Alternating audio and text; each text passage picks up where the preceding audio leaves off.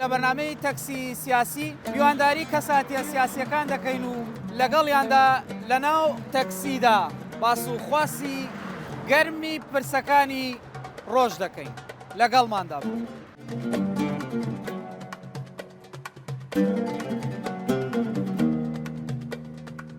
ئێوە وەکو نوێنەرانی کورتی هەڵبەتە لە ڕابردوودا زۆر کاری گرنگتان کردووە.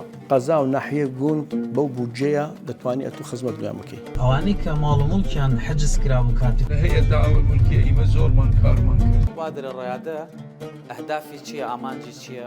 هەدەفی ئەو مبادرەیە ئەنۆ خەڵکەکە هەمووی لە ئیش بوون. جوانەکەی خۆمان هەر کوردە و هەر مینیم بە کورد. گەر تۆی سیاسی تا ئێستا سواری تەکسی نەبوویت و یاخود ماوەیەکی زۆرە ئامرازەکانی گشتی بەکار نەهێنەوە، ئەوە لە بەرنامەی تەکسی سیاسی لەگەڵماندا دەبێت.